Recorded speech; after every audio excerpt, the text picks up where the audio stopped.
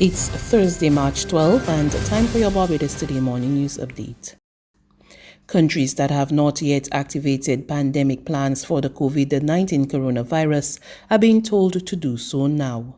The recommendation from the Pan-American Health Organization came hours after the World Health Organization classified the virus as a pandemic, with 114 countries having recorded cases and deaths.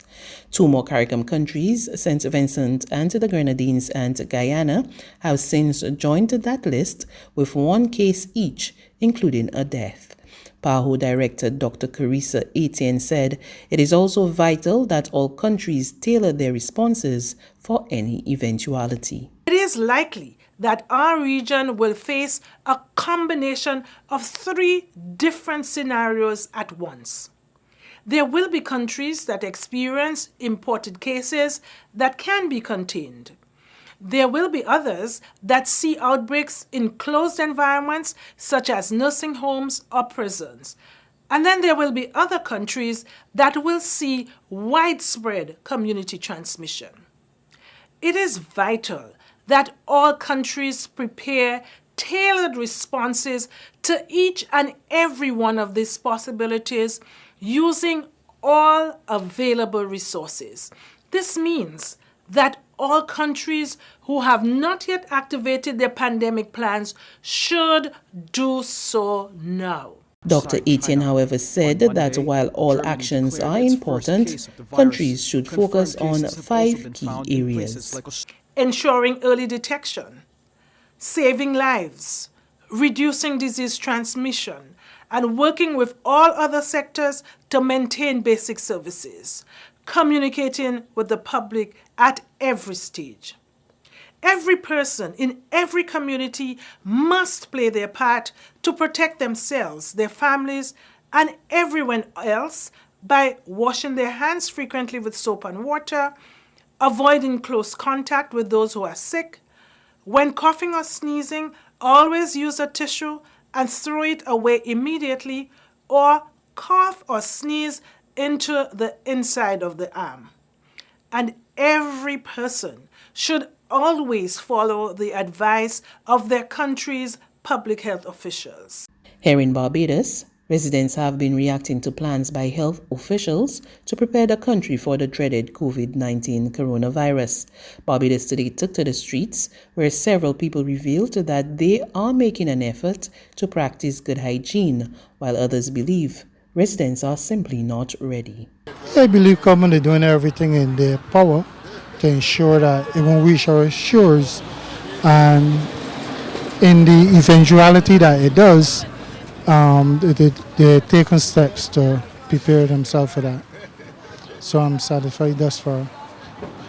And I really do not expect them to shut down the country, because that won't work out too well for Barbados. Barbados is a tourist destination, and tourism is our main industry, so we depend heavily on that. So the country must remain open.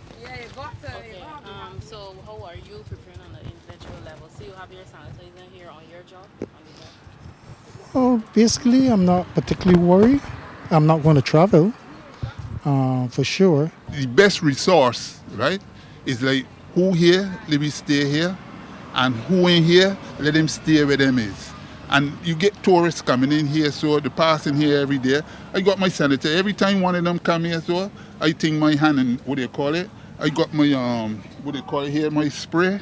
I spray out my touch my stuff. I spray everything. So that is my little contribution to like keeping it safe in Barbados. But like from what I see, they're trying, right? Under these dread circumstances. As we Bajans, we last minute, we last minute shoppers, last minute, we do everything last minute. We things us at Christmas, last minute. But the government being like, the government trying to put things in place. Yes, but we as people, we as Bajans, not we, some, I ain't say or everybody, but some, a lot of we ain't taking it serious. But as soon as it get on the doorstep, at least it's on the doorstep, but as soon as it get in Barbados, then we be scrambling, we be frightened. So them is things that we got to look for. In other news, the Mia Mottley government to compensate 68 former employees of the defunct British American Insurance Company.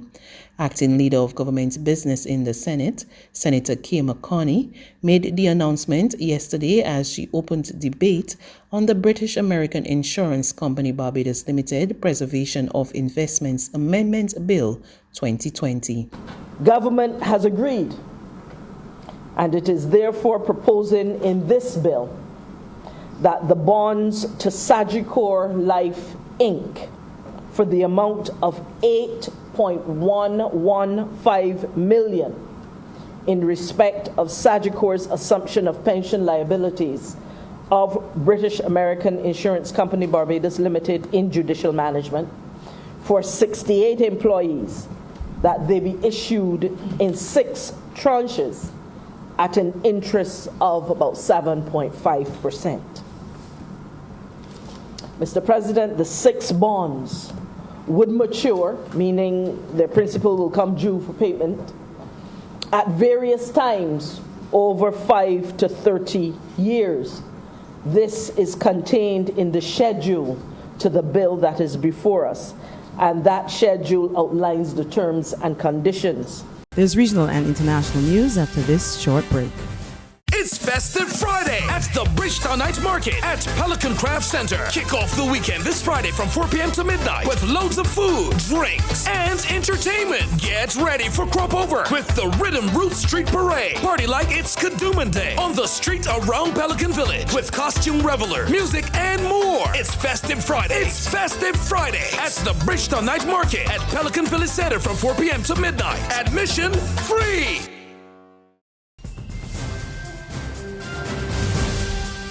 To news from the region, Guyana and St. Vincent and the Grenadines record coronavirus cases less than 24 hours after Jamaica documented its second case.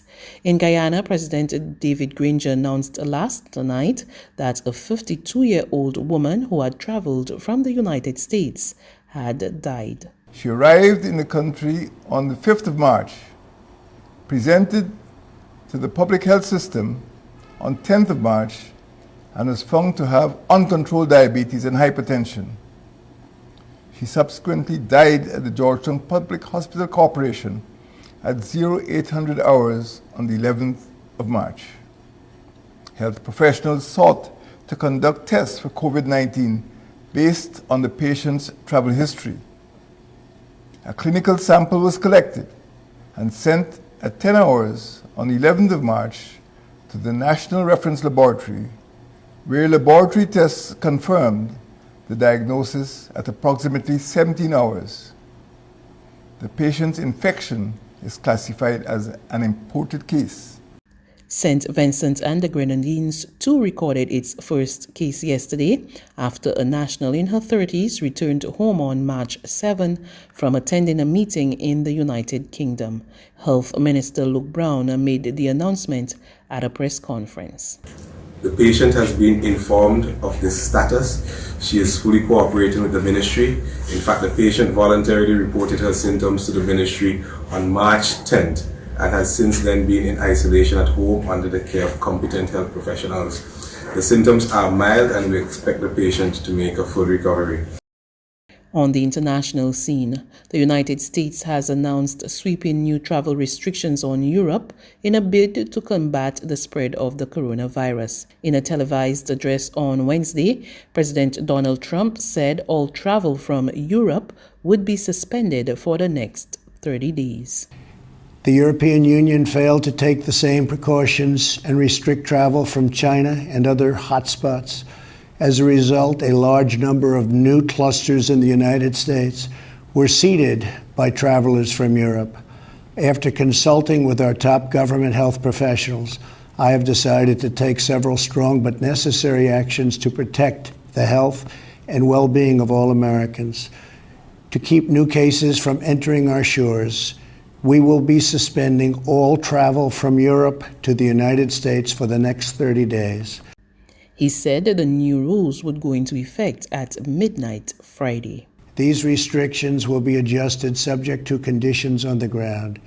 There will be exemptions for Americans who have undergone appropriate screenings, and these prohibitions will not only apply to the tremendous amount of trade and cargo, but various other things as we get approval. Anything coming from Europe to the United States is what we are discussing. These restrictions will also not apply to the United Kingdom. At the same time, we are monitoring the situation in China and South Korea, and as their situation improves, we will reevaluate the restrictions and warnings that are currently in place for a possible early opening. That's news. But for the very latest, visit us at www.barbadostoday.bb. You can also subscribe to our e-paper, email updates, or like us on Facebook, and sign up for our breaking news alerts via WhatsApp. We're also on Izumi Media in bus terminals, as well as screenplay at supermarkets and gas stations near you.